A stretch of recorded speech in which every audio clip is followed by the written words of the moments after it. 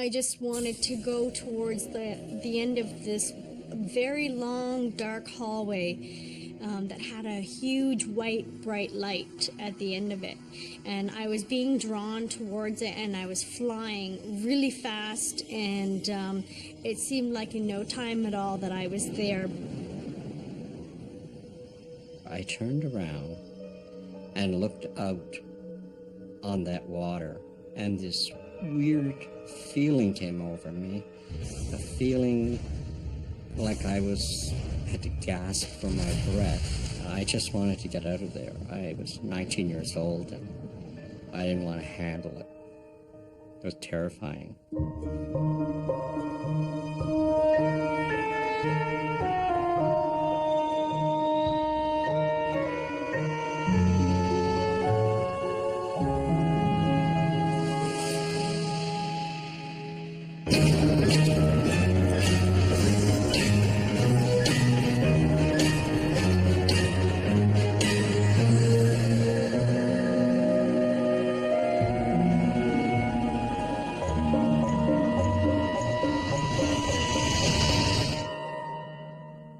I'm not afraid to die today, and probably maybe that's why. The feeling to go into the light was so intense and immense that I felt so joyful I wanted to go into the light.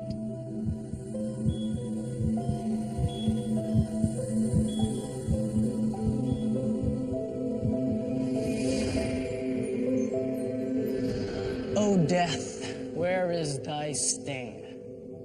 Shakespeare asked that 400 years ago.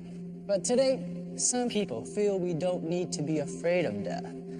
For some, death is a continuation of the soul's journey. Death is simply one of life's milestones. I'm Lawrence Chow.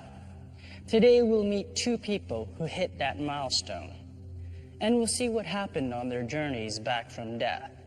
Both Catherine Kalea and Don McNair feel they have been given a second chance at life in two very different ways. Catherine was only 12 when she became critically ill. She ended up on an operating table, and her experience there was extraordinary. I was 12 or 13 years old, and I became very ill. I was back and forth to the family doctor twice within a week, just being sent home saying it was the flu.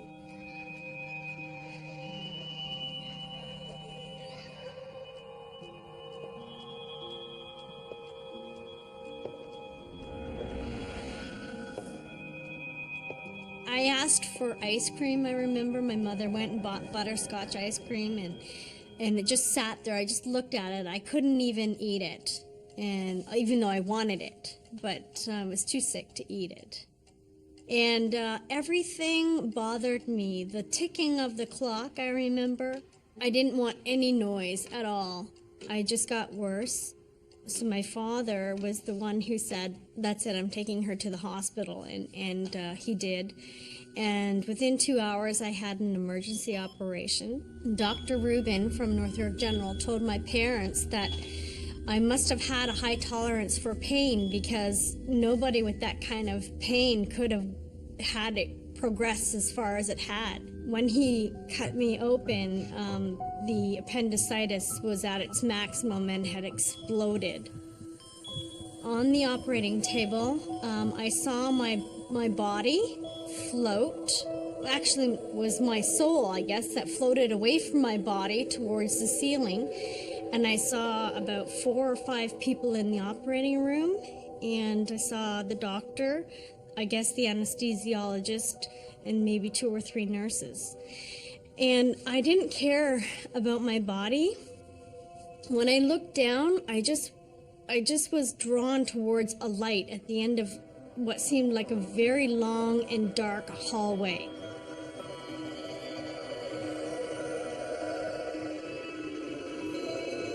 And it's a white light that I've never seen before, even to this day. It's hard to explain, but it's like a very white piece of bright paper, maybe with a light bulb behind it. That's how white and bright it was.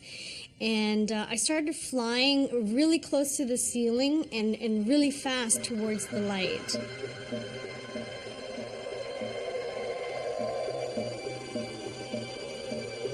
I just kind of hovered in front of the light. Even though I was being drawn into the light that was so wonderful and felt great, I don't know what made me hover. I don't know what made me stop. I didn't have any pain. I didn't feel anything. I just felt wonderful. I heard a voice, and it said, did I want to come now or did I want to stay? And the first thing I thought about was my mother. I didn't want to leave my mom, and I knew she was worried. I was so young, like 13. I wanted to grow up.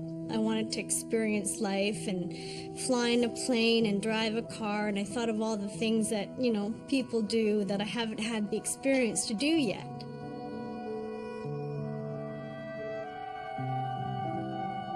Get married, have a full-time job, have a baby. It was a voice that just asked me, did I want to come now or did I want to stay?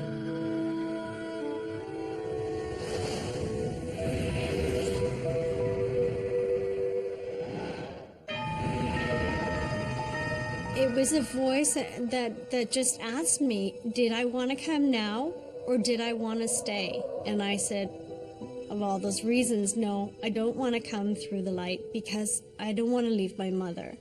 And I didn't want to not experience life. I'll never forget it. And I'm 38 years old. I'll never forget it. Well, I didn't tell my parents or my family the experience that I had being that young. I didn't know what to think of it. And then a year after my operation, my sister and I, my older sister, who's 2 years older than I, had a big fight. And she had said something during the fight that stopped me in my tracks and sent chills down my spine, because she said, when you died on the operating table, you shouldn't have come back, or something along those lines. I said, what? I died? What do you mean? And I started asking her a whole bunch of questions, and she said, oh yeah, didn't Mom and Dad tell you that you died on the operating table? And I said, no, my parents never told me. So when my mother came home that day, I had asked her, and she told me that it was true, that I had died on the operating table, that my heart stopped, and I was dead.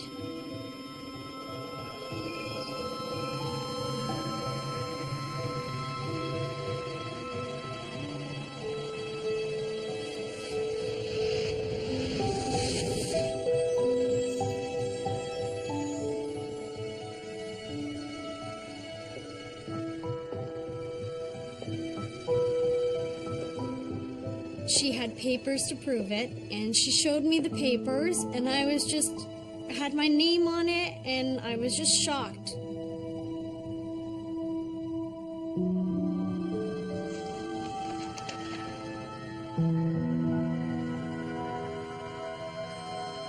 A sheet about 7 feet long that was perforated and folded in half. It was just flatlined red.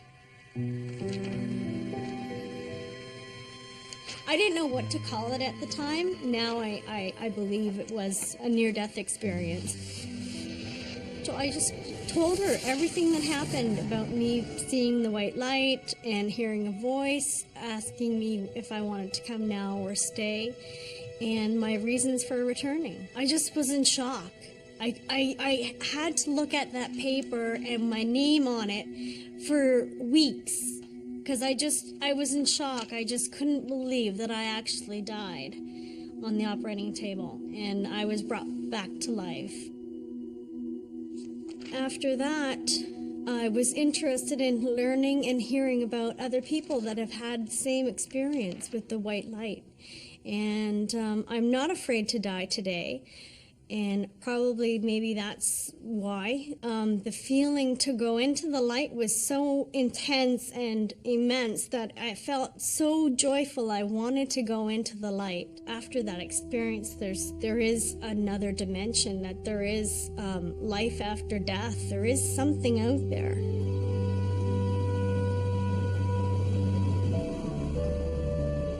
Angels Anonymous is a charity organization based out in Calgary, and what they do is they grant a wish for a dying adult.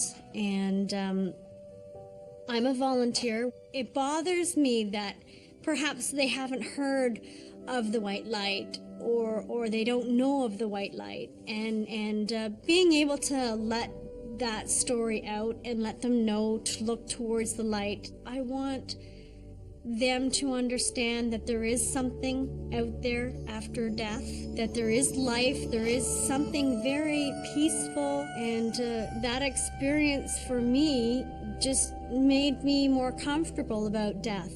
Every time I did fly in a plane, and I've flown around the world, I did think of that moment. And when I had my son and when I drove a car, I thought, once I've done all the things that I asked I was able to do and was promised to go back to my body, I thought my life was over and that I was going to die.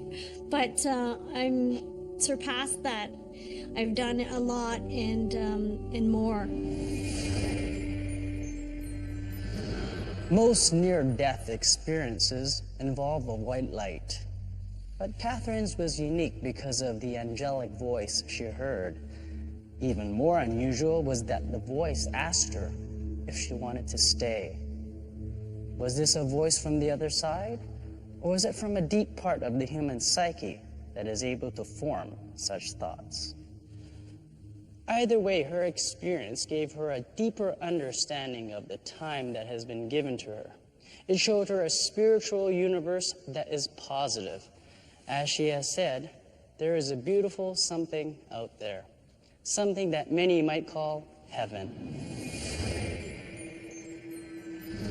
If you're a different thinker, if you're someone who experiences a ghost, a reincarnation, then people look at you and don't understand, or they don't want to understand, or they think you're weird. Don McNair also got a second chance at life, yet his journey back from death offers a very different view from the other side. Don's understanding of what happened to him came about over many years, but it began with something that I've experienced myself, and you probably have too, a very strong sense of déjà vu. I think it's something you're born with, that you feel these feelings.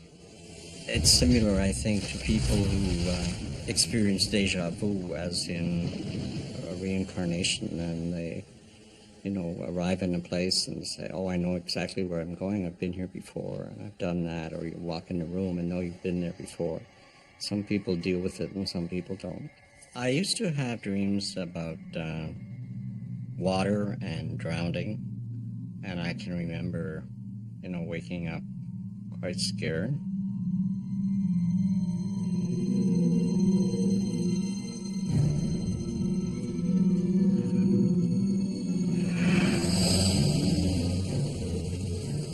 One I repeated seemed to come back every other month or so, as far as I can remember.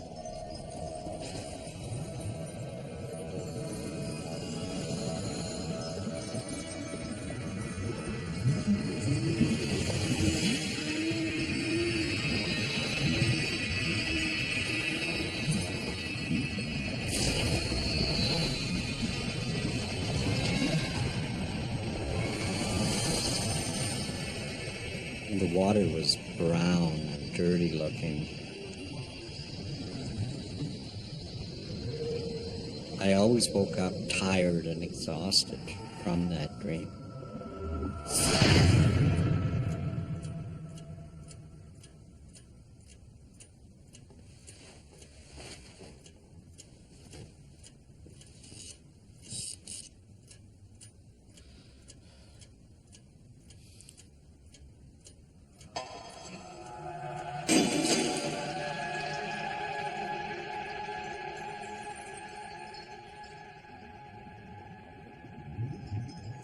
It was a weird feeling. It was terrifying.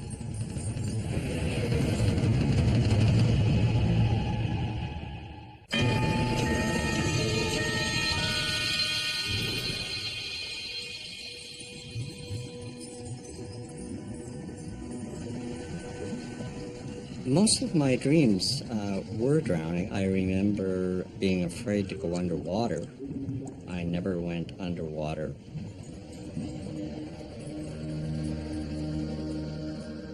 I can remember waking up exhausted and out of breath.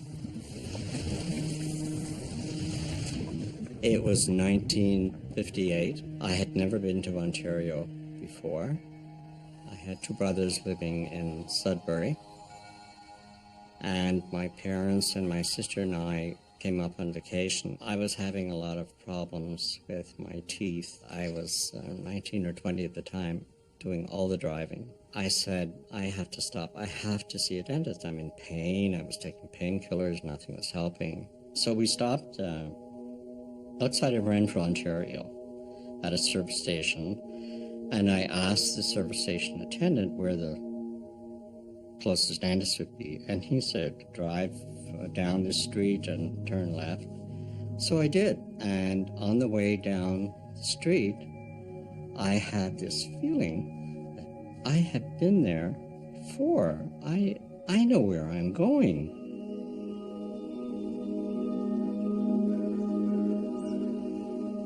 And when I got to the street, I knew right where to turn, because as I turned, there was a lake or a reservoir with high grass around it. And as I drove down the street, I knew what the house was going to look like. And I drove in the driveway, and sure enough, the dentist's sign was on front of the house.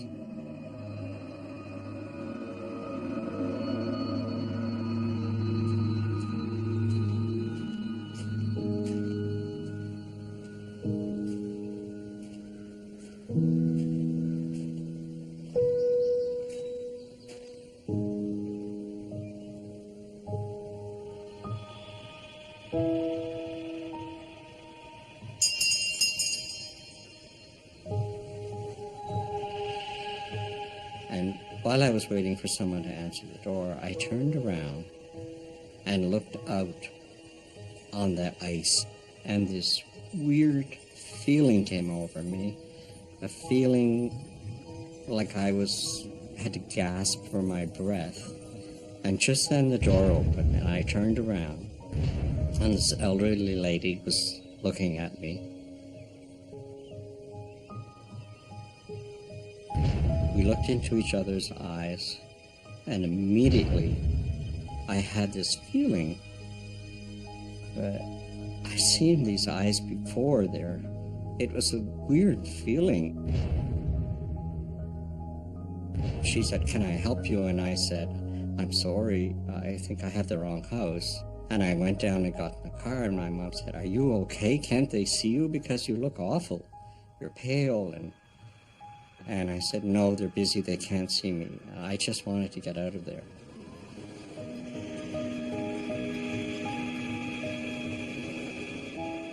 Several years later, I met a woman through business in Montreal, and she had lost her 8-year-old daughter to cancer. And we got talking about reincarnation. She wanted to believe in reincarnation, that her daughter came back and so on. So I remembered my story because I had really put it out of my mind. And she wanted to investigate it further. So at one point when I was in business in Montreal, we drove to Renfrew. We went to a newspaper there. Her idea was to look back from 1938 when I was born. She found an obituary of a 6-year-old boy, son of a dentist, who had drowned in 1938. I was born the same year. I was quite upset when I saw the paper because I really didn't believe it.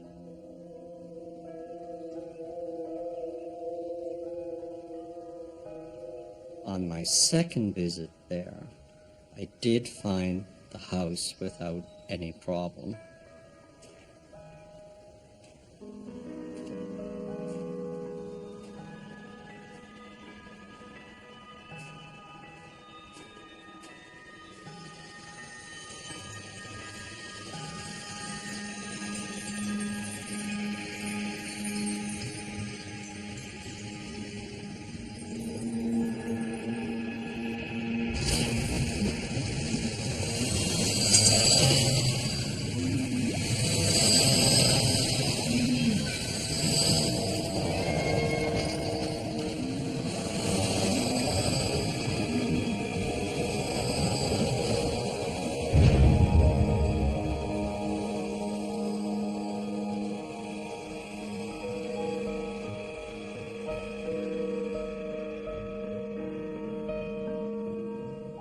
And I said, no, I don't want to deal with it. Let's go back. I don't want to deal with it. But she pursued it further. She went back and called me to say that she had seen the grave of the boy and the headstone. And she was totally convinced that I was that boy. And that got me thinking. My fear of water and why I don't like being underwater. I'm never comfortable walking on ice on a lake. And that really got me thinking that, hey, this is what it's all about. I still have the fear of drowning because in a previous life I experienced drowning. I believe that was me, and that was my previous life. Not a prince or a king or just a simple boy who drowned.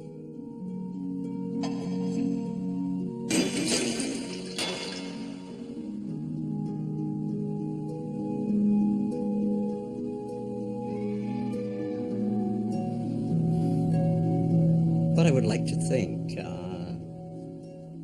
that my effigy on my headstone would read, "The journey continues," because I don't think it ends there. There's life after that. It's just, because life really is just a cloud in the sky. It's here and it's gone. Don believes he is living a dual life, both his own and the life of the young boy who drowned. But he's avoided exploring the boy's history or seeing the tombstone. I wonder if he feels a responsibility, a need to achieve a full life for this other boy, as well as for himself. Hindus and Buddhists also believe in reincarnation. Don's views reflect the impact of our multicultural world. We adopt beliefs from other religions and incorporate them into our lives. Perhaps this can help us find common ground in our search for the meaning of life. Both Catherine and Don feel they have personal proof that there is nothing to fear from dying, and we are lucky to have people like them. They may help us believe, with apologies to Shakespeare, that death in fact has no sting. I'd like to think that my parents and my brother who passed away, they're back enjoying life again, and it makes me feel good in that sense. It gives me comfort. I was not afraid of death or dying, and I am not today. Although I don't want to die, but I am not afraid of it, and in fact look forward to, that light, because there is a beautiful something out there after death. What makes someone notorious? Inconceivable crimes. The hair on the back of your neck stands up when you realize what you're watching. And a passion for publicity. He enjoyed the attention. He wanted to be on the front page. Secret schemes and shocking